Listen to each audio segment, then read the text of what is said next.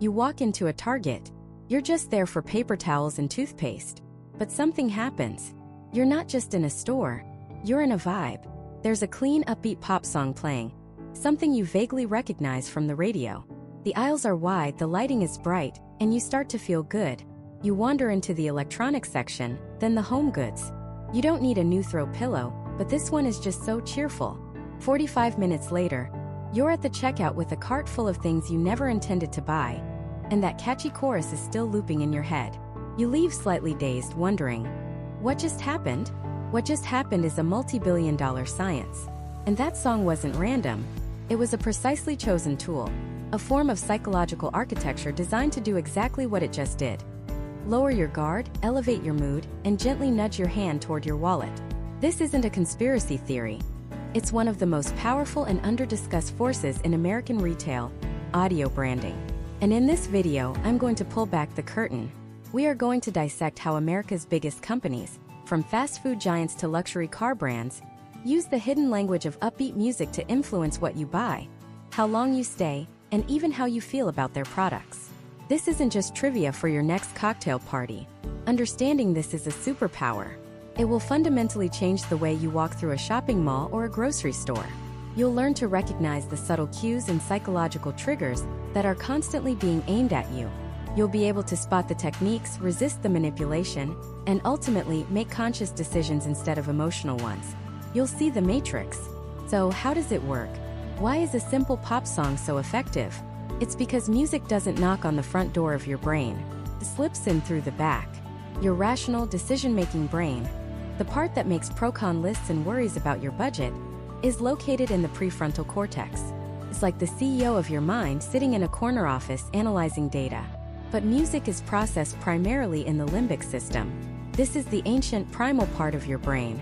It's the headquarters of emotion, memory, and instinct. Music isn't having a logical debate with your inner CEO. It's whispering secrets directly to the emotional heart of the company.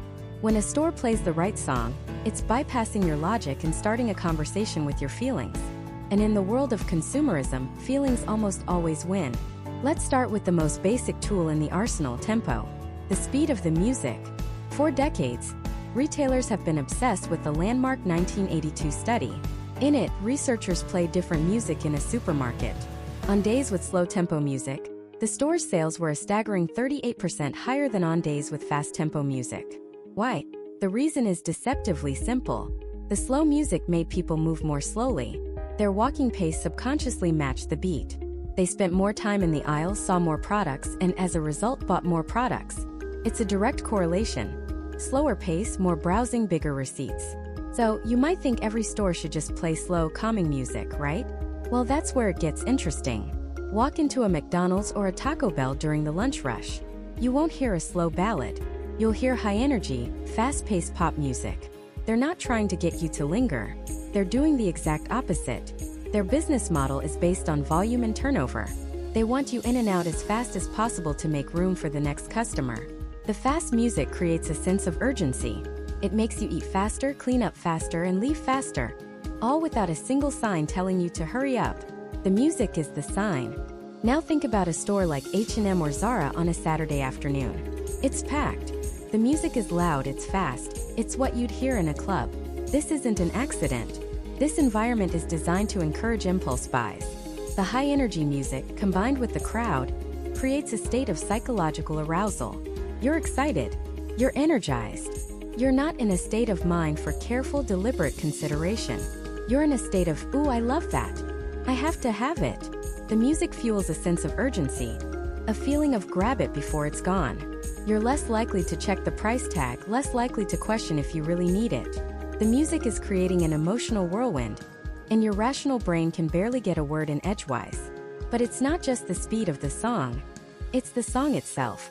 This brings us to a powerful psychological principle called the mere exposure effect. It states that people tend to develop a preference for things simply because they are familiar with them. Retailers know this. That's why you almost never hear obscure, indie B-sides in a major department store. You hear top 40 hits from the last 20 years. They are playing the musical equivalent of comfort food. Here's how it works on a neurological level. When you hear a song you know and like, your brain releases a small amount of dopamine, the feel-good neurotransmitter. It's a tiny reward. You feel a flicker of happiness, a touch of nostalgia. Now, through a process called effect transfer, that positive feeling you have for the song gets unconsciously transferred to the products around you. Let's paint a picture. You're in Kohl's debating a new set of bath towels. You're on the fence. They're nice, but are they $50 nice? Suddenly, over the speakers comes Uptown Funk by Bruno Mars. A song you've heard 1,000 times. You've danced to it at a wedding, sung along to it in your car. You get that little dopamine hit. You feel good. The world seems a little brighter. And suddenly, those towels don't look like a $50 decision. They look like a great find on a good day. You associate the positive emotion from the song with the product. Without even realizing it, your brain has connected feeling good with these towels. And into the cart they go. The store didn't just sell you cotton. It sold you a feeling, and the music was the delivery system. This strategy of using familiar, upbeat music is the default for most major American retailers because it's a brilliant catch-all. It appeals to the widest possible audience and creates a baseline of positive, low-anxiety energy that encourages spending. It's pleasant, it's non-threatening, and it's relentlessly effective. But the true masters of audio branding don't just play popular music. They curate a specific sound that becomes inseparable from their brand identity. It's a sonic logo. Think about Abercrombie & Fitch in the early 2000s. You didn't even have to see the store. You could hear it from halfway down the mall. It was a blast of loud, thumping, exclusive dance music. The message was crystal clear. This is a nightclub, not a store. We are young, we are cool, and we are exclusive. The music was a bouncer. It was designed to attract their target demographic, teenagers and college students, and actively repel everyone else, especially their parents. If you were over 30, the deafening volume and relentless beat was a signal that this place is not for you, which of course only made it cooler to its intended audience. Now contrast that with Starbucks. For years, Starbucks wasn't just a coffee shop. It was the curator of a very specific vibe. They sold CDs at the counter. Their playlists of light jazz, singer-songwriter acoustics, and indie folk became legendary. The music was as much a part of the brand as the green siren logo. What was the message? This is a sophisticated, comfortable third place between work and home. This is a place to relax, to read, to have a conversation. The music encouraged you to slow down, to linger. And of course, the longer you linger, the more likely you are to buy that second latte or a slice of lemon loaf. They weren't selling coffee. They were selling a calm, cultured atmosphere. And the music was the foundation of that entire experience. Or take a walk through a Home Depot. What do you hear? You're not hearing Taylor Swift or Drake. You're much more likely to hear classic rock. Journey, AC/DC, Boston. Why? They know their core demographic. It's often homeowners, DIYers, a group that largely grew up with that music. The classic rock soundtrack creates a feeling of comfort, competence, and can-do nostalgia. It's the sound of rolling up your sleeves. It makes you feel capable, powerful. It's the perfect background noise for convincing yourself that you can absolutely retile that entire bathroom by yourself this weekend. The music says, "You got this." It transforms a chore, buying plumbing fixtures, into an empowering experience. Each brand is using a specific genre to tell a story and to put you, the customer, in a very specific emotional state that is most conducive to buying what they are selling. So how do they do it? How does a simple upbeat track turn a passive window shopper into an active credit card-wielding customer? The answer isn't just in the notes and the rhythm. It's in the wiring of the human brain. And advertisers have become master neuroscientists. The first and most powerful tool in their arsenal is a phenomenon called emotional contagion. It's a fancy term for something you experience every single day. When a friend laughs hysterically, you can't help but smile, even if you don't know the joke. When you watch an actor cry on screen, you feel a lump in your throat. Emotions are literally contagious, and music is the most efficient virus for spreading them. When a commercial blasts a song full of bright, major chords, a bouncing bass line, and soaring vocals, it's not just playing music. It's injecting pure, distilled joy directly into your ears. Your brain's mirror neurons, the same ones that make you smile when your friend laughs, fire up. You don't just hear happiness. You start to feel happiness. Your mood lifts. Your shoulders relax. A small, almost imperceptible smile might even cross your face. And at that exact moment, the brand presents its product. A car, a soda, a smartphone. Through a simple process of association, the positive feelings generated by the music are transferred onto the product. The product didn't make you happy. The song did. But your brain, in that fleeting moment, doesn't make a clear distinction. It just knows that when it saw that shiny red sports car, it felt good. The car becomes a symbol of that feeling. But it gets deeper. Let's talk about tempo.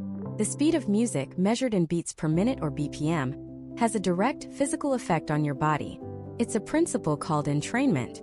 Our internal rhythms, our heart rate, our breathing, instinctively try to sync up with external rhythms. Think about it. Have you ever been in a store where the music is so fast, so frantic, that you feel a little antsy, a little rushed? That is not an accident. Fast food restaurants are notorious for this. They play high BPM pop and rock music not just to create a fun atmosphere, but to subconsciously encourage you to eat faster. A faster heart rate leads to faster chewing, faster consumption, and a faster exit. They want to increase table turnover, and the music is their silent, invisible shepherd, hurrying you along. Now, take that same principle and apply it to a retail environment. Walk into a store like H&M or Zara on a Saturday afternoon. The music is loud. It's pulsing. It's often a high-energy electronic dance track or a top 40 hit with a driving beat. The volume alone creates a sense of occasion, a feeling that you've walked into an event, not just a store. The high tempo elevates your heart rate, creating a state of physiological arousal. This heightened state of excitement does two things. First, it shortens your decision-making time. You're less likely to stand there and deliberate for 10 minutes about whether you really need that jacket. The energy of the room pushes you to be more impulsive, to just grab it and go. Second, it makes the shopping experience feel more like a thrilling hunt than a mundane task.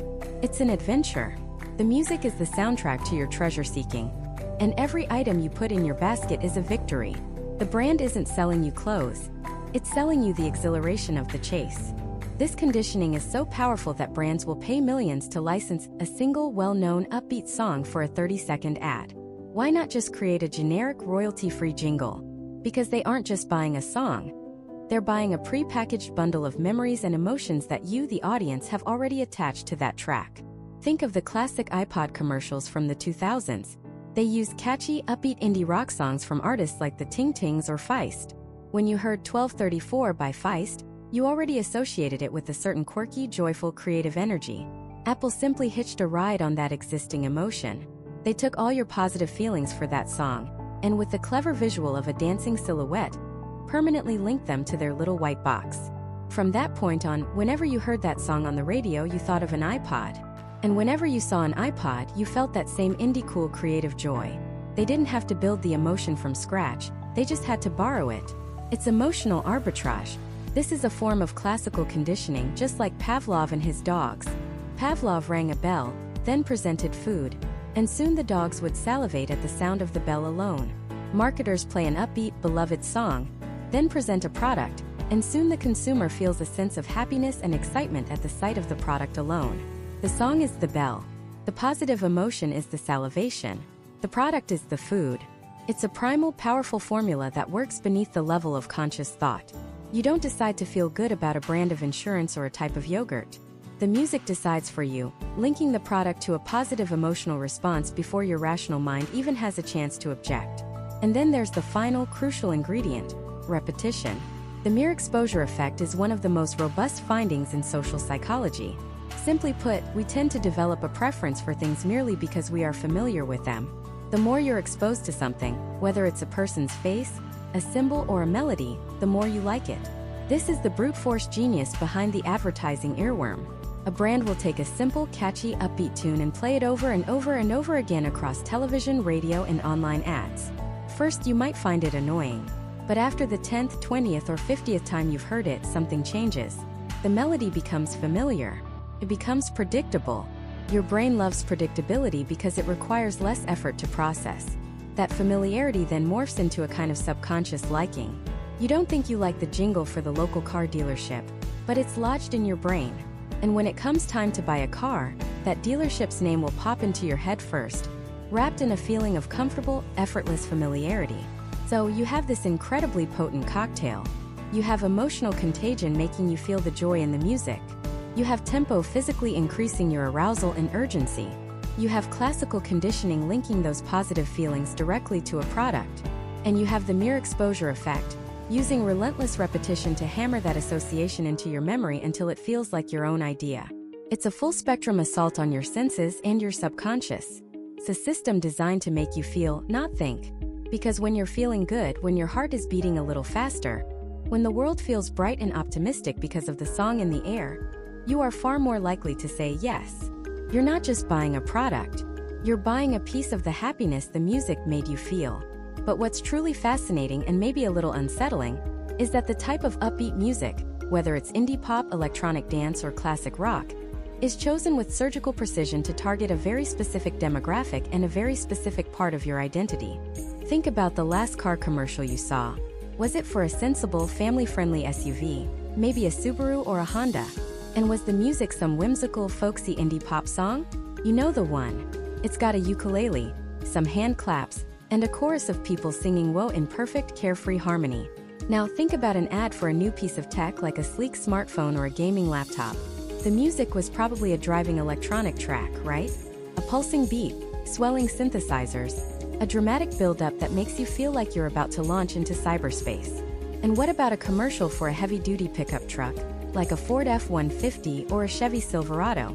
I'd bet my last dollar the soundtrack was a gritty, powerful classic rock riff. A song that screams freedom, rebellion, and good old-fashioned American muscle. This isn't a coincidence. This is a strategy. It's a multi-billion-dollar psychological operation, and the ammunition is music. Let's break down this targeting, starting with that indie pop phenomenon. For the last 15 years, brands targeting millennials and increasingly Gen Z have weaponized this sound. Why? Because that specific genre of music doesn't just sell a product, it sells an identity. It sells the main character fantasy. The music evokes a very specific aesthetic. Living in a beautifully curated loft in Brooklyn, owning several thriving houseplants, going on spontaneous road trips with your diverse and photogenic friends, and feeling everything with a deep, ironic, but ultimately hopeful sincerity. When Apple uses a song by an obscure but catchy indie artist to show off the new iPhone's camera, they aren't just saying, "Our camera takes great pictures." They are saying, "People who live interesting, creative, and authentic lives use this phone." This phone is a tool for capturing the beautiful, quirky moments of your amazing life. The music is the emotional shorthand. It bypasses your rational brain, the one that worries about the price tag and the battery life, and goes straight for your aspirational self. The part of you that wants to be more creative, more spontaneous, more like the people in the commercial. The ukulele isn't just a ukulele. It's a symbol of non-corporate authenticity. The hand claps aren't just percussion. They're the sound of a tight-knit community. The whoa-ohs are the universal sound of collective, youthful optimism. They are selling you a feeling, a lifestyle, and the product is simply the ticket to get in. Then you have the electronic and EDM blitz. This is the sound of progress, of the future, of peak performance. Nike doesn't use a slow folk song in its ads. It uses a heart-pounding electronic track with a relentless beat. The visuals show an athlete pushing their body to the absolute limit, sweat flying, muscles straining, all perfectly synchronized to the drops and builds of the music. The message is visceral. This music makes your heart beat faster. It creates a physiological sense of urgency and power. The song says, faster, stronger, better. And the shoes on the athlete's feet become inextricably linked to that feeling of empowerment. You're not just buying running shoes, you're buying speed. You're buying motivation. You're buying the soundtrack to your own personal transformation. Tech companies do the same thing. An ad for a new processor or a cloud service will use sleek, futuristic electronic music to convey innovation and efficiency. It's clean, it's complex, it's forward-thinking. It makes the product feel less like a boring piece of hardware and more like a key to unlocking a higher level of productivity and success. It's the sound of data flowing, of ideas sparking, of problems being solved at the speed of light. It taps into the part of us that wants to be more organized, more effective, and on the cutting edge of everything. The music makes the abstract concept of power feel tangible, and it attaches that feeling directly to the brand. And finally, let's talk about that classic rock anthem blasting during a truck commercial. This is a masterclass in demographic targeting, aimed squarely at Gen X and baby boomers. These brands like Ford, Ram, or Budweiser are selling concepts like heritage, durability, and freedom. What's the ultimate soundtrack for that? The music those consumers grew up with. The music that was playing when they first got their driver's license, when they went to their first concert, when they felt rebellious and free. When you hear the opening riff of AC/DC's Back in Black, as a gleaming new truck plows through mud and hauls a massive load. The brand is performing a kind of psychological time travel. It's tapping into decades of accumulated positive memories and associations. That guitar riff isn't just noise. It's the sound of youthful rebellion, of power, of a simpler, more straightforward time. The commercial is creating an equation in your subconscious. This classic, reliable, powerful song equals this classic, reliable, powerful truck. It's telling a 50-year-old man that buying this truck isn't a boring, practical decision. It's a way to reconnect with the wild, invincible 20-year-old that's still inside him. It's not just about hauling lumber. It's about reclaiming a piece of your identity. It's a promise that the ideals you valued in your youth, strength, independence, a touch of defiance, are embodied in this machine of steel and glass. So what we see are three distinct upbeat musical approaches, each targeting a different aspirational identity. For the younger crowd, it's the quirky, authentic creative. For the tech-savvy and athletic, it's the optimized, high-performance futurist. For the older demographic, it's the timeless, rugged individualist. The truly brilliant and slightly chilling part of this strategy is that it works by identifying what psychologists call the aspirational gap, the distance between who you are now and who you want to be. The music doesn't reflect your current reality. It doesn't sound like your morning commute or your trip to the grocery store. It sounds like the idealized version of your life. It paints a picture of a more exciting, more meaningful existence, and then the ad slides the product into that picture, presenting it as the one missing piece. The music creates an emotional void, a longing for that idealized self, and the product is offered as the only way to fill it. You don't buy the Subaru to get from point A to point B. You buy it to start living your indie movie life. You don't buy the Nikes to go for a jog. You buy them to become the unstoppable athlete from the commercial. You don't buy the Ford F-150 just to do yard work. You buy it to feel that raw, untamed freedom you felt when you were young. They have the genre locked in. They know whether to hit you with a ukulele, a synthesizer, or a distorted guitar. But what happens when they can't license a famous song? What happens when they need to build that emotional weapon from scratch? That's when they turn to a hidden industry of composers and psychologists who craft music note by note, beat by beat, to be a perfect, irresistible sales-generating machine. This industry operates on a simple, powerful principle. Music is not background decoration. It is a primary tool of persuasion. It's a science, and these sonic architects are its master chemists, mixing and matching elements to create a precise emotional reaction. So let's break down their formula. Let's look under the hood of this sales-generating machine. It all starts with the heartbeat of the track. The tempo, or the speed of the music, is arguably the most powerful and primitive tool in their arsenal. It directly manipulates our own internal rhythm. Our heart rates, our breathing, even our brainwaves can be unconsciously guided by the beats per minute of a song. A faster tempo, typically between 120 and 150 beats per minute, the range of most upbeat pop music, creates a state of physiological arousal. It energizes us. It makes us feel more alert, more optimistic, and more impulsive. This isn't just a feeling. It's a physical response. This is why fast-paced, high-energy music is the default soundtrack for fast food commercials, car sales events, and retail stores trying to move a lot of inventory quickly. The music subtly tells your body to speed up, to make quicker decisions. You spend less time deliberating and more time buying. Conversely, a slower tempo has the opposite effect. Think of the music in a high-end jewelry store or a luxury car showroom. It's often slow, classical, or smooth jazz. This tempo, usually below 70 beats per minute, encourages you to slow down. It lowers your heart rate, makes you feel relaxed, and creates the illusion that time is less important. When you feel you have more time, you're willing to browse longer, examine products more closely, and ultimately, you become more comfortable spending more money. They are selling you an experience of unhurried luxury, and the tempo is the foundation of that experience. Next, you have the skeleton of the song, the rhythm. While tempo is the speed, rhythm is the pattern, the pulse. And in the world of upbeat commercial music, one rhythm reigns supreme. The simple, driving, four-on-the-floor beat. 1, 2, 3, 4. 1, 2, 3, 4. It's the foundational beat of disco, house music, and countless pop hits for a reason. It is irresistibly positive. It creates a sense of forward momentum, of progress, of marching confidently towards a happy conclusion. It's a pattern our brains find incredibly easy to process, which frees up our cognitive resources to focus on the product being sold. Sometimes they'll add syncopated hand claps or tambourine hits to this rhythm. This isn't just for texture. It's a psychological trick. These sounds mimic human participation. They make the track feel like a communal celebration, a party that you, the viewer, are implicitly invited to join by buying the product. With the heartbeat and skeleton in place, the composers add the soul, the harmony and melody. This is where the explicit emotion is injected. The vast, overwhelming majority of upbeat commercial music is written in a major key. This is a non-negotiable rule. Why? Because for centuries in Western music, we have been conditioned to associate major keys with happiness, stability, and resolution. A melody in a major key sounds bright, complete, and optimistic. It's the sound of a sunny day, of a problem solved, of a happy ending. Minor keys, in contrast, sound sad, tense, or mysterious.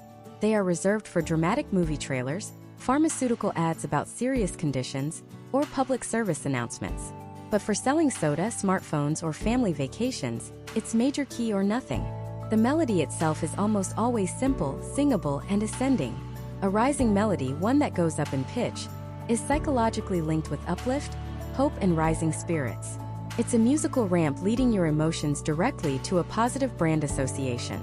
Finally, they dress the track in its clothes, the instrumentation. The choice of instruments is a form of cultural shorthand, a way to instantly communicate a whole set of values and ideas without a single word. For the last decade, one instrument has dominated the sound of friendly and approachable: the ukulele. Tech companies, insurance agencies, and online banks use it to sound simple, quirky, and non-threatening. The ukulele says, "We're not a faceless corporation. We're your fun, accessible friend." Want to convey a sense of premium quality and urgency? Use staccato strings, short, sharp, plucked notes from violins and cellos. It sounds sophisticated, important, and dynamic, perfect for a new piece of technology or a luxury vehicle.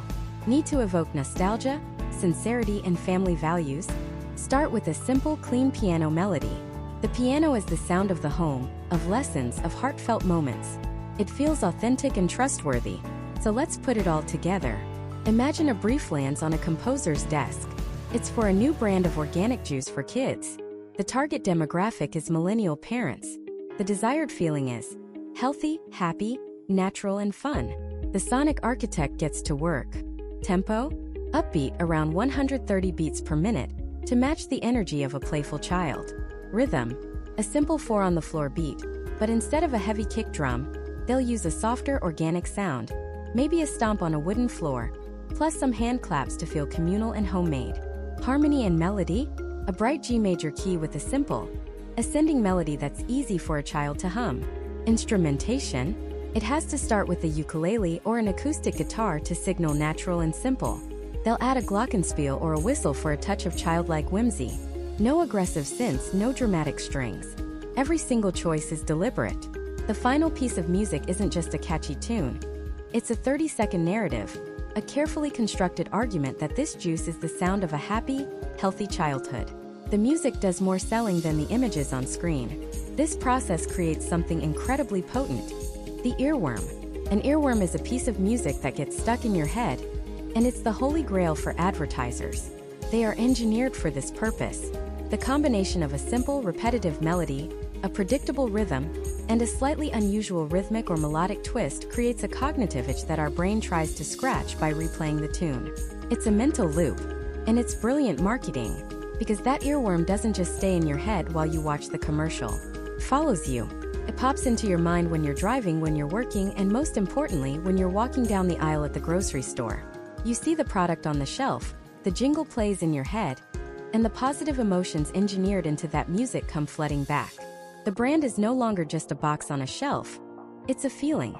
It's a familiar friend. The sale is almost already made. This is the power of bespoke commercial music. It's an invisible architecture built around you, designed to guide you from passive viewer to active consumer, without you ever noticing the blueprint. But this is only one piece of the puzzle. This is how they build the weapon. The truly fascinating part is how and where they deploy it. It's not just on your television anymore. They've learned to use this music to build entire sonic ecosystems, immersive worlds of sound that follow you from your car, to the store, to the phone in your pocket, ensuring the brand's emotional message is never more than a heartbeat away. This transformation from a simple jingle to a full-blown sonic ecosystem is one of the most significant, yet least understood, shifts in modern advertising. But what does it actually feel like from our side?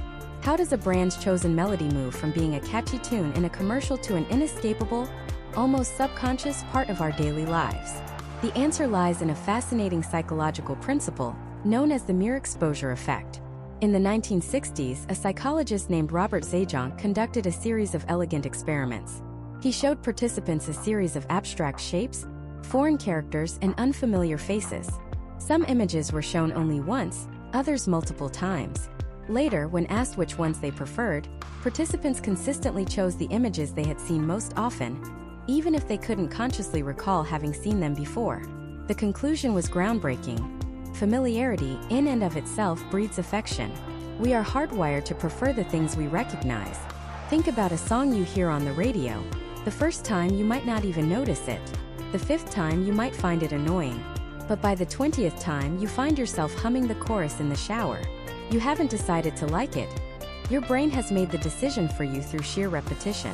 Advertisers understood this principle intuitively for decades, but the digital age has allowed them to weaponize it with terrifying precision. They are no longer just hoping you'll hear their jingle on the radio during your commute. They can ensure you hear it. They use data to place that same sonic cue in the podcast you listen to at the gym, in the pre-roll ad before a YouTube video you watch on your lunch break, and as the background music to a sponsored influencer post you scroll past before bed. Each exposure is another small vote cast in your subconscious telling your brain, this is familiar, this is safe, this is good. And no brand has executed this strategy more flawlessly on a global scale than McDonald's. Let's talk about the I'm Lovin' It campaign. In 2003, the fast food giant was facing a slump. They needed something huge, something that would cut through cultural and linguistic barriers. They didn't just commission a jingle. They launched a global cultural event. They hired superstar producer Pharrell Williams and tapped Justin Timberlake, who was at the absolute peak of his fame, to release I'm Lovin' It as a full-fledged pop single. It was played on radio stations and music television channels worldwide before it was ever explicitly linked to McDonald's. People grew to like the song on its own merits. Then the switch was flipped. The song was integrated into a massive, coordinated global advertising campaign. But the true genius wasn't the song itself. It was the 5 simple notes that formed its melodic hook, the iconic BBBA. This is what's known as a sonic logo or a mnemonic. It's a short, distinct, and incredibly simple melodic phrase that can be detached from the full song and used everywhere. It's the audio equivalent of the golden arches. You don't need to hear the words, I'm lovin' it anymore. You just need to hear those 5 notes, and your brain instantly fills in the rest.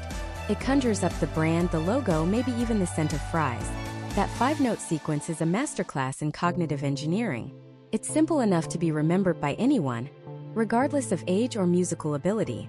It resolves on an upward, positive-sounding note, creating a feeling of satisfaction and uplift. And it's versatile. It can be sung, whistled, played on a guitar, or tapped out on a drum. This flexibility allows McDonald's to weave it into every single piece of audio they produce. From a blockbuster Super Bowl ad to the gentle chime their app makes when your order is ready. It is the central sun around which their entire sonic ecosystem revolves. This process of embedding a sound into our memory isn't just psychological, it's physiological. Every time you hear that BBBA and simultaneously see an image of a Big Mac or experience the positive feeling from a heartwarming commercial, you are strengthening a specific neural pathway in your brain. It's like walking the same path through a dense forest over and over again. At first, it's a struggle, but with each trip, the path becomes clearer, wider, and easier to travel. After hundreds of repetitions, that path is a well-worn road. The connection between the sound and the brand becomes automatic, requiring almost no conscious thought. When you're driving down the highway, feeling hungry and undecided on where to stop, hearing that sonic logo on the radio doesn't feel like an ad. It feels like a helpful suggestion from your own brain, a familiar and easy answer to your problem. This is also where the science of the earworm comes into play. An earworm, or as neuroscientists call it, involuntary musical imagery, is a piece of music that repeats in your head without you consciously choosing it to. Researchers have found that songs most likely to become earworms share specific characteristics: a fast tempo, a simple, conventional melodic structure, and unique intervals or repetitions that make them stand out. Sound familiar? These are the exact building blocks of the modern upbeat jingle. The creators of these sonic logos are deliberately trying to create a piece of music so sticky, that it will check itself into your brain and refuse to leave.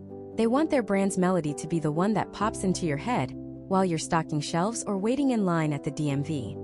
It's a form of cognitive hijacking, a way for the brand to occupy your mental real estate rent-free. And this ecosystem is constantly evolving. In the age of TikTok, Instagram Reels, and YouTube Shorts, the Sonic logo has found its most potent delivery system yet. Brands are no longer just creating jingles. They are creating viral sounds. They'll design a 15-second audio clip with their Sonic logo at the end and encourage creators to use it. Think of the little triumphant chime you hear in thousands of Duolingo videos on TikTok. It's fun, it's associated with humor and learning, and it perfectly encapsulates the brand's encouraging personality. Every time a user co-ops that sound for their own video, they become a willing, unpaid marketer for the brand. They are actively helping to build and expand that Sonic ecosystem, weaving it into the very fabric of internet culture. This creates a feedback loop of exposure that is exponentially more powerful than a traditional TV ad. It's the mere exposure effect on steroids, supercharged by social proof and peer-to-peer sharing. Of course, there's a razor-thin line between familiar and annoying. Brands are acutely aware of the risk of jingle fatigue, where oversaturation causes the audience to tune out or, even worse, develop a negative association with the sound. This is why you'll often hear subtle variations of a Sonic logo. One commercial might feature it played on a piano, another with a hip-hop beat, and a third sung by a children's choir. The core melody remains the same, preserving that precious familiarity, but the new instrumentation keeps it from growing stale. It's a delicate, high-stakes balancing act. The goal is to make the brand sound a welcome, ubiquitous presence in your life, like the song of a familiar bird, rather than the incessant, irritating chirp of a smoke detector. Achieving this perfect balance isn't a matter of luck or creative whim. It's a multi-billion-dollar science. An entire shadow industry of neuromarketers, acoustic researchers, and data analysts exists for one singular purpose: to engineer the exact sequence of notes that will bypass your rational mind and speak directly to your desires. They test every aspect: the tempo, the key, the instrumentation, the vocal timbre, all to find the precise combination that will unlock your wallet. And the methods they use to design and deploy these sounds are more sophisticated and more persuasive than you could ever imagine. It's a world hidden in plain sight, operating out of sleek offices in New York, Los Angeles, and Chicago. This is the domain of Sonic branding agencies, the master architects of the commercial soundscape. These aren't just music production houses. They are a hybrid of neuroscience labs, data analytics firms, and creative studios. When a multi-billion-dollar corporation decides it needs a new sound, they don't just hire a composer. They commission a team of psychologists, musicologists, and data scientists. The process begins not with a melody but with a document, a brand strategy brief. It's filled with abstract words that marketing executives love: authenticity, innovation, connection, trust. The agency's first job is to translate these corporate buzzwords into the universal language of music. What does reliability sound like? Well, research shows it probably sounds like a steady mid-tempo rhythm, somewhere around 110 beats per minute. It's often in a major key, using instruments with a warm, full-bodied timbre, like a cello or a grand piano. The melody is likely to be simple, predictable, and resolving, creating a feeling of safety and satisfaction. Now, what does disruptive innovation sound like? The exact opposite. It's a faster tempo, maybe 135 beats per minute. It might use a minor key or a more ambiguous modal scale. The instrumentation will be synthetic, with sharp, cutting-edge electronic sounds, maybe a glitchy beat or an unexpected chord change. It's designed to feel novel, energetic, and slightly unpredictable, just like the technology it's selling. This translation process is called attribute mapping. The agencies have vast databases built over decades that correlate specific musical elements: tempo, key, rhythm, instrumentation, harmony, with specific emotional and cognitive responses in human beings. They know, for example, that a simple, ascending three-note melody is one of the most effective ways to evoke optimism and achievement. Think about how many news themes, sports anthems, and corporate logos use this exact structure.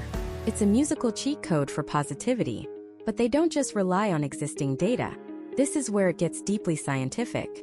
For a major campaign, a Sonic branding agency will conduct its own bespoke biometric research. They bring in test subjects, representative of the brand's target demographic in the US, and have them listen to various musical sketches, while hooked up to sophisticated monitoring equipment. They use EEG or electroencephalography to measure brainwave activity in real time. They're looking for spikes in the prefrontal cortex, indicating engagement and emotional processing.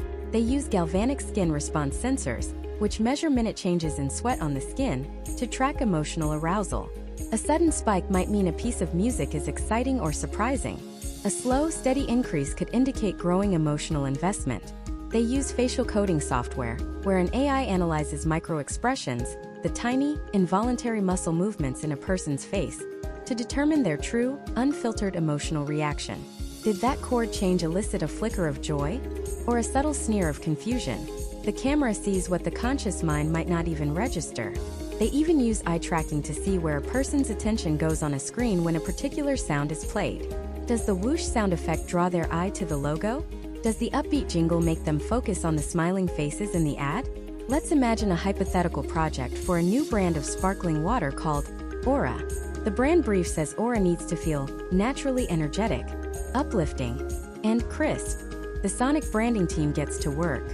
For crisp, they experiment with high-frequency sounds. They might use a kalimba, a light marimba, or a synthesized pluck that has a very sharp attack and quick decay.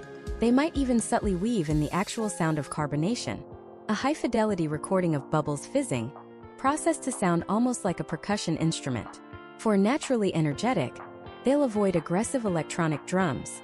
Instead, they might use real recorded hand claps, bongos, or a shaker to give it an organic human feel.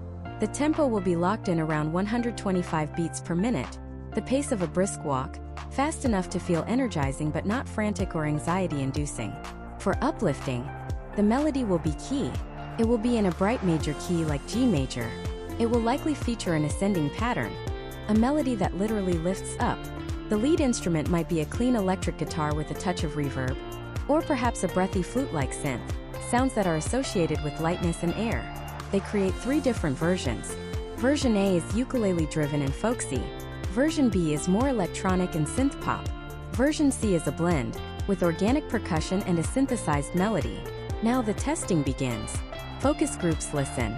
The EEG shows that version B, the synth-pop track, creates the highest level of brainwave engagement. The galvanic skin response data reveals that version A, the ukulele track, is pleasant but not particularly arousing. It's too relaxing, not energetic enough. But the facial coding for version C shows the most consistent Duchenne smiles. Genuine smiles that involve the muscles around the eyes. It hits the sweet spot between organic and modern. The data is clear. Version C is the winner. Not because the creative director liked it best, but because the biometric feedback proved it was the most effective at generating the precise emotional cocktail the brand wanted to create. That melody now becomes the core of Aura's audio DNA.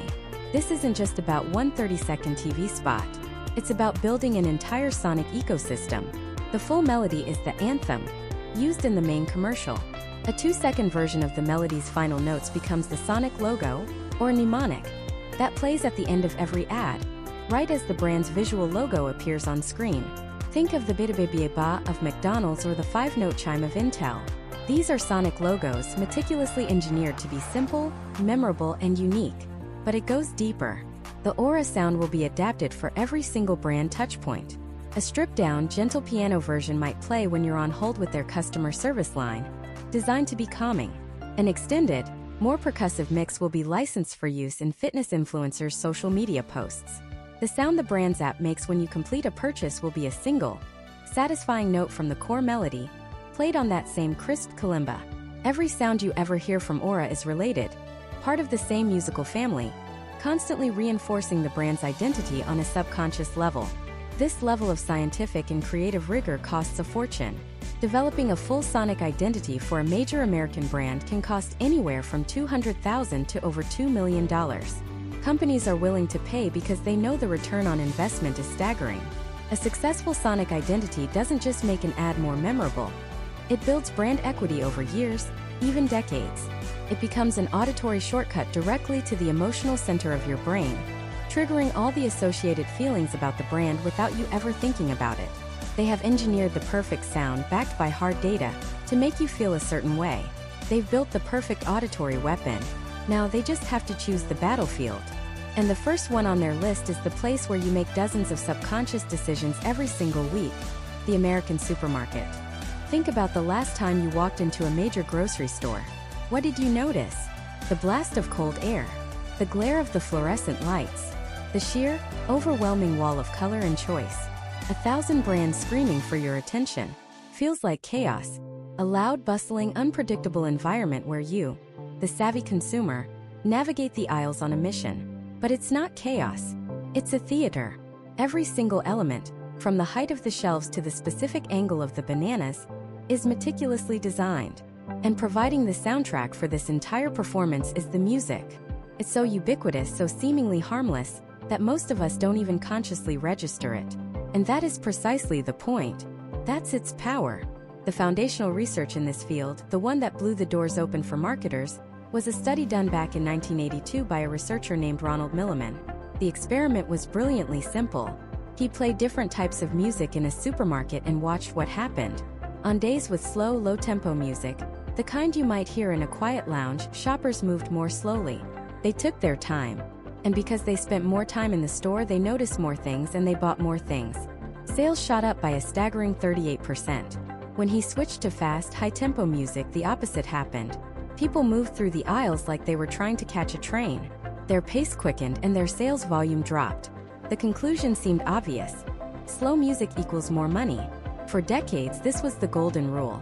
But if you've been in a Target or a Kroger recently, you'll notice they're not always playing slow, sleepy elevator music. In fact, you're more likely to hear a mid-tempo pop hit from 15 years ago.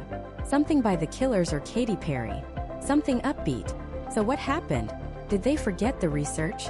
No, they perfected it. They realized the game wasn't just about controlling your speed. It was about controlling your mood. The modern American supermarket has evolved. It's no longer just a place to get your milk and eggs. It's an experience. They want you to enjoy being there. And nothing manufactures a positive mood faster than the right kind of upbeat music. Think about it. You're pushing a cart with a wobbly wheel, you're trying to remember if you need paper towels, and you're mentally calculating the cost of your cart. It's a chore. It's stressful. But then a song comes on. A song you know. A song you sang along to in your car in high school. Suddenly, your brain gets a tiny little hit of dopamine. The edges of the experience soften. The stress melts away just a little. That wobbly wheel is a little less annoying. The chore feels a little more like a pleasant stroll. This is a psychological principle called effect transfer. We unconsciously transfer the feelings evoked by the music onto the environment and the products around us. That upbeat, happy, major-key pop song makes you feel good. And that good feeling bleeds over onto everything you see. The generic brand of pasta doesn't seem so drab. The overpriced organic kale suddenly seems like a vibrant, healthy choice that's part of a happy lifestyle. The music is essentially whispering in your ear. Everything here is great. You're having a good time. It's okay to treat yourself. But it still controls your pace, just in a much more sophisticated way. The goal isn't to slow you down to a crawl anymore. A store full of slow, meandering shoppers creates traffic jams in the aisles. The new goal is to put you into an ideal browsing rhythm. The music they play often has a beat per minute, or BPM, that's slightly above the average human resting heart rate. We're talking about the 90 to 120 BPM range. This isn't frantic, heart-pounding dance music. It's a tempo that feels energetic and purposeful, but not rushed. It subconsciously encourages you to keep moving, but to do so with a pleasant, rhythmic stride. You float through the aisles, not dragging your feet but not sprinting. You're in the zone, the buying zone. And then there's the most powerful element of all, familiarity. Why do they play songs from the 90s and 2000s? Why not the latest hits? Few reasons. First, new music is distracting. If you hear a brand new song you love, you might stop and listen, trying to catch the lyrics. If you hear one you hate, it creates a negative feeling. Both are bad for business. But a song that's 15 years old? It's pure nostalgic wallpaper. You know it so well you don't have to actively listen to it, but it still triggers the positive memories and emotions associated with it. Nostalgia is one of the most powerful emotional levers a marketer can pull. It transports us back to a time we perceive as simpler, happier, and safer. When you're feeling that warm, fuzzy sense of nostalgic comfort, your guard is down. You're less likely to be critical of prices. You're less likely to stick rigidly to your shopping list. That feeling of safety and happiness makes you more open to impulse buys. You see a box of the sugary cereal you loved as a kid, and with that nostalgic 90s rock song playing in the background, the two signals converge. The music validates the emotion. The cereal becomes a portal back to a happy memory. It goes into the cart. The store didn't sell you a box of cereal. It sold you a feeling. It sold you a tiny piece of your own childhood back to you for $5.99. This entire strategy is designed to combat a shopper's greatest enemy, decision fatigue. The average American supermarket carries over 40,000 different products. Your brain can't possibly make a purely logical, calculated decision for every single item. After about 20 minutes, your willpower starts to fade. Your rational brain gets tired. And that's when your emotional, impulsive brain takes over. The upbeat, familiar music acts as a cognitive lubricant. It keeps your mood elevated and your stress levels low, making it easier for you to just give in. It keeps you from getting overwhelmed and just abandoning your cart.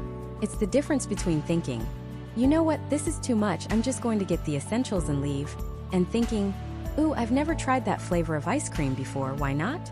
So you have the mood-enhancing effect of the upbeat tempo, the trust-building, guard-lowering power of nostalgia, and the subtle rhythmic pacing that keeps you moving and browsing without feeling rushed or stressed. It's a perfect storm of subconscious persuasion. Every song is chosen to maintain this delicate balance. The playlist is the invisible manager of the entire store, a shepherd guiding its flock. It's not an accident that the music might get a little more mellow and slower in the wine aisle, encouraging careful consideration. And it's no accident it might be a little more generic and mainstream near the household cleaning supplies. The supermarket, then, is the perfect training ground for this auditory weapon. It's a marathon, not a sprint. The goal is to maximize the time you spend in a state of pleasant, uncritical consumption. They want you to linger, to wander, to discover, and to fill your cart with things you didn't know you wanted. They have mastered the art of making you feel good, while your wallet gets lighter. But this is just one battlefield. The strategy of the marathon doesn't work everywhere. What happens when the goal isn't to make you linger for an hour? What happens when a business needs to move hundreds of people through a small space as quickly as possible, while still maximizing their spending? The entire strategy has to be flipped on its head. The auditory weapon has to be recalibrated from a gentle guide to a powerful cattle prod. They have to turn the dial from browse to buy now. And the first stop on that high-speed tour is the American fast fashion store on a Saturday afternoon. The auditory weapon has to be recalibrated from a gentle guide to a powerful cattle prod. They have to turn the dial from browse to buy now. And the first stop on that high-speed tour is the American fast fashion store on a Saturday afternoon. Step inside one. The first thing that hits you isn't the chemical scent of cheap dye, or the visual chaos of clothes overflowing from racks. It's the sound, a relentless four-on-the-floor beat that feels less like background music and more like the store's actual frantic heartbeat. This isn't your local coffee shop's chill indie playlist. This is 130 beats per minute electronic dance music, a high-octane pop remix, or the kind of hip-hop that rattles the subwoofers in a car. And it is loud. Intentionally, almost uncomfortably, loud. The reason for this is as simple as it is brilliant. This environment is a carefully engineered psychological trap, and the music is the bait, the switch, and the spring-loaded mechanism. The goal here is not to make you feel relaxed or sophisticated. The goal is to make you feel rushed. It's designed to overwhelm your senses and short-circuit your rational brain. Your brain is a sophisticated machine, but it has exploitable glitches. One of its most powerful is its subconscious response to rhythm. When you're exposed to fast, loud music, it triggers a primal physiological response known as entrainment. Your internal rhythms start to sync up with the external beat. Your heart rate literally accelerates to match the tempo of the song. Your breathing quickens. Your body releases a small but steady trickle of adrenaline and dopamine. On a biological level, you are in a state of heightened arousal. This is the state our ancient ancestors were in when they were hunting on the savannah or fleeing a predator. It's a state primed for quick, instinctive, reactive decision-making. It is the absolute worst state for careful, logical deliberation.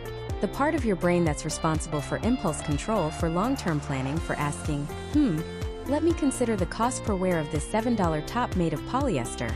Your prefrontal cortex is effectively being drowned out by the thumping bass and infectious chorus. It's being told to sit down and shut up, because the body is in a state of excitement and action. This manufactured state of urgency perfectly mirrors the store's business model. The entire concept of fast fashion is built on scarcity and speed. That trendy jacket you see? It might not be there next week. In fact, given the crowd, it might not be there in the next 10 minutes. The entire commercial environment screams, now or never. And the music is the megaphone. It's the official soundtrack to the fear of missing out. Every beat drop, every crescendo is a nonverbal command. Decide now. Grab it now. Buy it now. Now let's layer on another psychological principle: cognitive load. Your brain has a finite amount of processing power at any given moment. Think of it like the RAM on your computer. When you walk into that store, your brain is already working overtime. It's processing the visual chaos of 1,000 different items, 100 different colors and patterns. It's processing the physical sensation of navigating a crowded, narrow aisle. It's processing the social pressure of other shoppers grabbing things all around you. Now, on top of all that, add a layer of loud, repetitive, high-energy music. That's not just pleasant background noise. It's a massive cognitive burden. It's like trying to solve a complex math problem while someone is shouting random numbers directly into your ear. You simply can't focus. Your precious mental resources are being deliberately consumed by the auditory environment. This is by design. It leaves you with very little brain power to critically evaluate your purchases. Your ability to ask smart questions. Do I really need this? Is this good quality? Will this fall apart after 2 washes? Is severely diminished. And in that vacuum of logic, impulse takes over. Ooh, that's cute. It's on sale. I'll just get it. That's not you making a reasoned decision. That's your overwhelmed brain taking the path of least resistance, a path paved for you by a team of retail psychologists. This strategy is ruthlessly effective, and it's been proven. A landmark study published in the Journal of Retailing tested this exact scenario. Researchers found that playing faster tempo music caused customers to move more quickly through a store. No surprise there. But here's the multi-billion-dollar kicker. It also led to a significant increase in total sales volume. People bought more things more quickly while spending less time considering each individual purchase. The music functions as a sonic conveyor belt, moving shoppers from the entrance to the checkout line as efficiently as possible, their arms getting fuller along the way. The music also performs another clever trick. It creates social camouflage. When the music is blaring, it isolates you in your own personal bubble of sound. It makes you feel energetic and anonymous, part of a collective throng, rather than an individual making careful choices. This reduces your sense of self-awareness and, as a result, your inhibitions. You're less likely to feel self-conscious about grabbing a third pair of nearly identical jeans because you're immersed in what feels like a shared, high-energy experience. It feels less like a personal financial decision and more like you're just a participant at a really great, albeit very commercial, party. And the playlist isn't random. It's meticulously curated to match the exact demographic of the target shopper. For a store aimed at teenagers and college students, it will be a perfectly sequenced stream of the latest TikTok viral pop, EDM, and hip-hop tracks. This isn't just about energy. It's about creating a powerful sense of cultural relevance and belonging. The music sends a clear message. You're in the right place. We get you. This is your tribe. And this is what your tribe is buying right now. It transforms a simple transaction into an act of identity affirmation. This is the weaponization of fun. The entire experience is framed to feel like an exciting event, not a mundane chore. But unlike a real party, this one has a very specific, singular objective: to separate you from your money before your rational mind has a chance to catch its breath and intervene. The upbeat music isn't there to make you happy in a calm, contented way. It's there to whip you into a state of excited, suggestible, and slightly thoughtless frenzy. It's a stark contrast to the luxury boutique, where slow, complex jazz encourages you to spend 30 minutes appreciating the craftsmanship of a $4,000 handbag. Here, the fast, simple, repetitive beat encourages you to spend 30 seconds grabbing 4 $20 tops without a second thought. The goal isn't a high-value transaction. It's a high-velocity one. It's a whirlwind of microtransactions that, in aggregate, add up to a macro profit. The fast fashion store, then, is the modern proving ground for high-tempo sales tactics. It's where the dial is turned to 11 to maximize impulse and minimize cognitive friction. But this is just one arena. This same core principle, using high-energy audio to short-circuit logic and drive immediate, emotional action, is deployed in even more high-pressure environments. Because if you can use a beat to sell a t-shirt, you can definitely use it to sell something much, much bigger. What happens when this sonic cattle prod is applied not to a $10 purchase, but to a $10,000 one? We're now moving from the shopping mall to the sales lot where the stakes, the commissions, and the volume get a whole lot higher. The American car dealership. It's an arena, a modern-day coliseum where gladiators in polo shirts battle for commissions, and the average person walks in armed with a vague budget and a sense of dread. The air is different here. It's thick with the smell of tire shine and ambition, and a key part of that atmosphere, blasting from speakers mounted on light poles and tucked into showroom corners, is the music. It's not the gentle, ambient hum of a department store. This is sonic horsepower. It's loud, it's fast, and it's meticulously chosen to do one thing: separate you from your logic. When you're deciding between a 99-cent candy bar and a $2 one, the stakes are low. A fast-paced song might make you grab the more expensive one without thinking. Who cares? But when the decision is between a $30,000 sedan and a $45,000 SUV with the premium sound system, the financial consequences of a snap decision are catastrophic. And the architects of the sales environment know this. They aren't just hoping you'll tap your foot. They are actively trying to overload your prefrontal cortex, the part of your brain responsible for rational thought, long-term planning, and impulse control. Think about the typical car dealership playlist. It's a barrage of high-energy classic rock, upbeat top 40 hits, or driving electronic music. The tempo is almost always north of 120 beats per minute. This isn't a coincidence. This is a weapon. Neurologically, this constant, high-tempo auditory input keeps your nervous system in a state of heightened arousal. It's a low-grade fight-or-flight response. Your heart rate increases slightly. Your adrenaline is up. You feel energized, excited, maybe even a little anxious. This is not the ideal state for carefully scrutinizing interest rates or debating the value of an extended warranty. It is, however, the perfect state for making a bold, emotional decision. The goal is to transform the dealership from a place of intimidating financial negotiation into a high-energy event. It's a party. It's a celebration of your impending success. The driving beat of a song like "Don't Stop Me Now" by Queen doesn't just fill the silence. It injects a feeling of invincibility and forward momentum directly into your brainstem. You start to associate the euphoric feeling generated by the music with the car you're looking at. The salesperson tells you how great you'll look behind the wheel, how this car is you, and the soundtrack in the background is screaming, "Yes, do it. You're a tiger defying the laws of gravity. Let's follow the process." You walk onto the lot. The music hits you immediately. It creates a sense of urgency, of action. Things are happening here. Deals are being made. You're not just browsing. You're participating in an event. A salesperson whose energy level is conveniently dialed up to match the music greets you. They don't walk you to the sensible, budget-friendly option you researched online. They guide you to the gleaming, fully loaded model at the front of the lot, the one positioned like a trophy. As you slide into the driver's seat, a power pop anthem kicks in over the loudspeakers. The song is about freedom, success, living your best life. It's not background music anymore. It's the soundtrack to the movie starring you, and in this scene you're the hero who gets the car. Then comes the test drive. Many modern cars will automatically connect to your phone and start playing your music, but the dealership experience is often curated. They might have a specific playlist ready to go, one filled with songs that make you want to push the accelerator just a little bit harder. The bass thumps through the premium speakers they're trying to sell you on. You're not just testing the vehicle's handling. You're auditioning a new lifestyle. The music helps you see yourself, not as a commuter stuck in traffic, but as the star of your own car commercial. When you return to the dealership, high on the experience, the music is still there, a constant, pulsing reminder of that feeling. You sit down at the negotiating table. The office is usually a glass cube in the middle of the showroom floor, meaning you are sonically still immersed in that high-energy environment. The music thumping outside makes it harder to concentrate. It disrupts your inner monologue.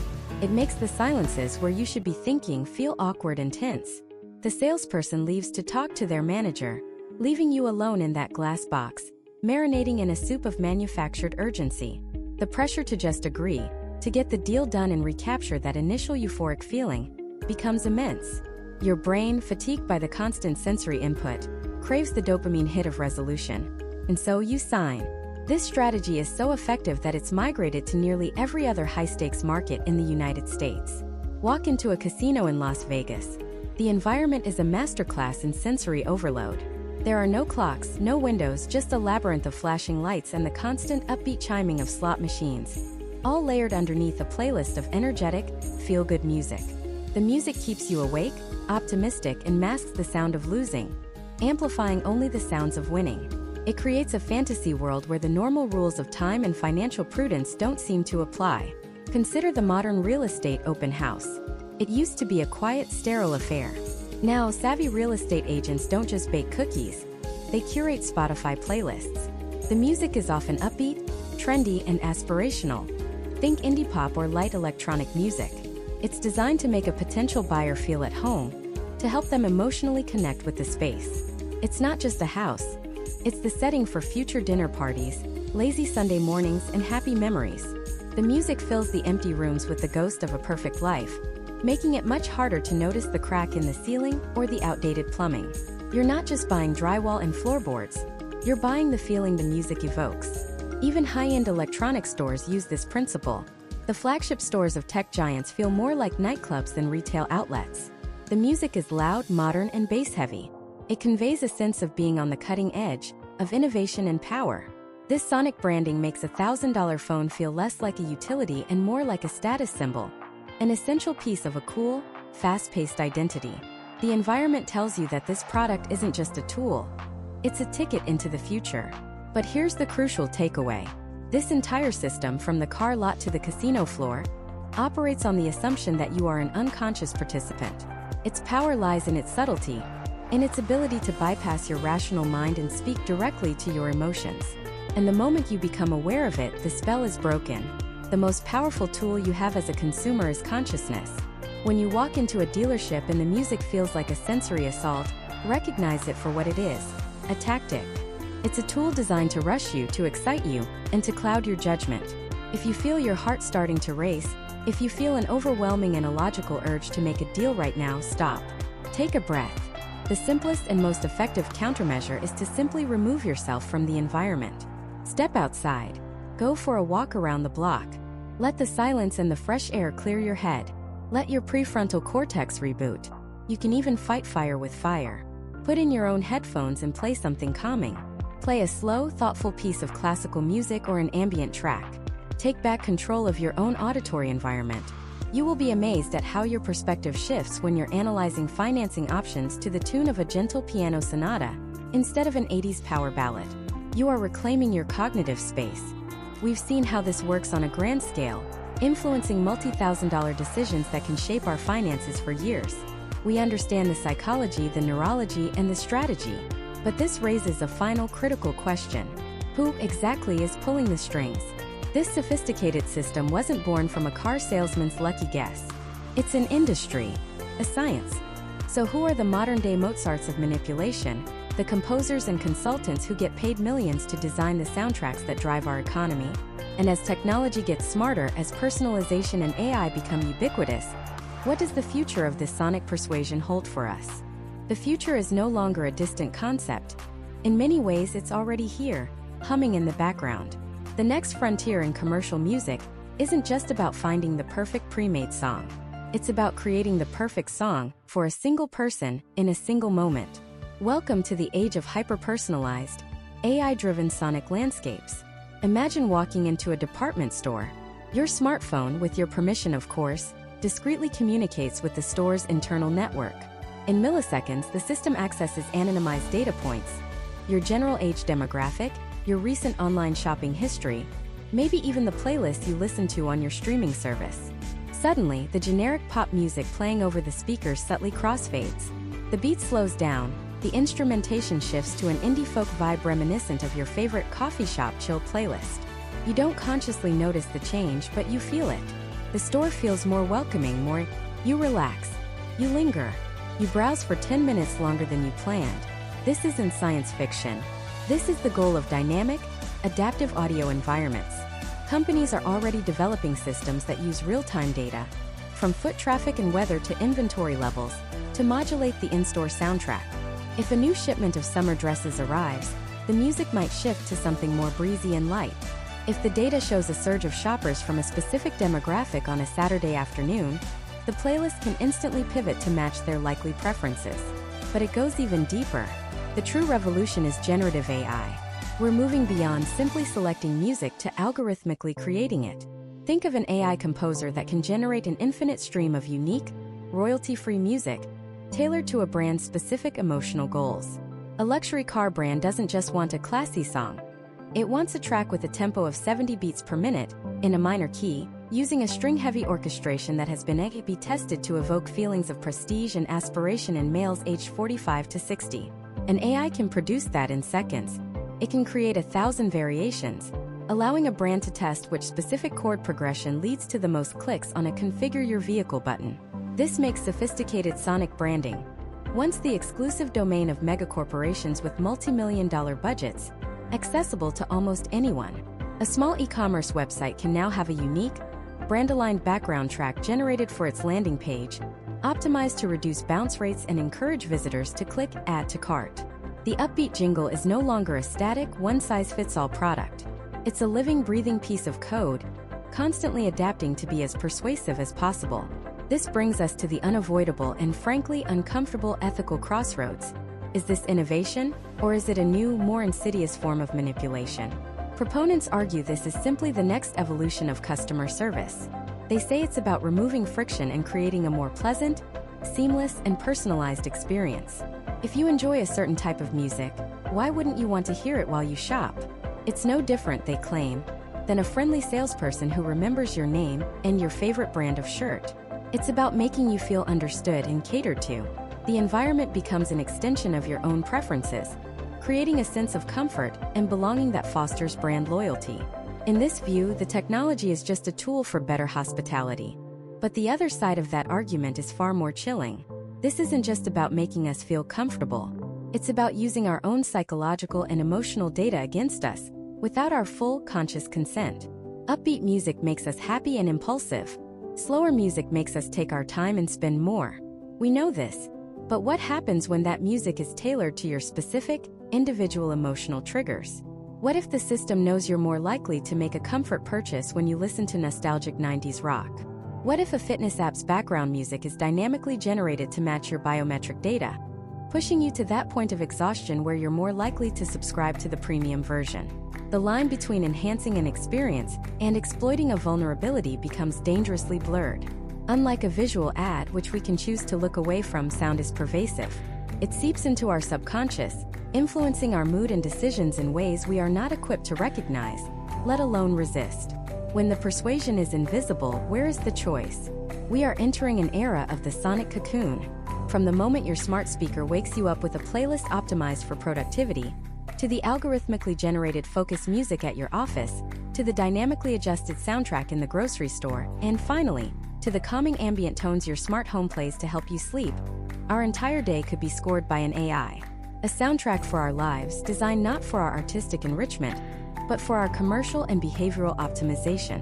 Each note, each beat is a nudge to buy, a nudge to work faster, a nudge to feel a certain way. We risk becoming passive participants in our own lives, gently guided by an invisible audio hand that always knows what we want to hear, and more importantly, what corporations want us to do. So what can we do? The answer isn't to smash our speakers and live in a world of silence. The answer, as always, is awareness. It starts by transforming ourselves from passive listeners into active ones. The next time you're in a store and you feel an inexplicable urge to buy something, or you find yourself moving faster down the aisles, stop for a second. Listen. What do you hear? Is the music fast-paced and energetic? Is it a nostalgic hit from your youth? Ask yourself, is this music for me, or is it for my wallet? By simply acknowledging its presence and its purpose, you reclaim a degree of power. You pull the process out of the subconscious and into the conscious, where you can analyze it and make a real choice. This is the new media literacy. It's not just about deconstructing visual ads or spotting fake news. It's about understanding the emotional architecture of the sounds that surround us. We are at a remarkable point in history. The simple, upbeat commercial tune has completed its journey. It started as a crude tool, a novelty jingle on the radio designed to grab attention. It evolved, with the help of psychologists and consultants, into a sophisticated instrument for managing crowd behavior and influencing mood on a mass scale. And now it stands at the precipice of becoming a deeply personal, data-driven, artificially intelligent whisper in our ear. A whisper that knows our tastes, our habits, and our weaknesses. The story of commercial music has always been the story of a search for the perfect, irresistible sound. The difference is that now, that sound is searching for you. The next time you tap your foot to the beat in the checkout line, the next time a catchy jingle gets stuck in your head, remember the immense, invisible industry behind it all. Remember the century of science and strategy that went into crafting that simple, happy tune. And ask yourself the most important question of all. Who's really pulling the strings?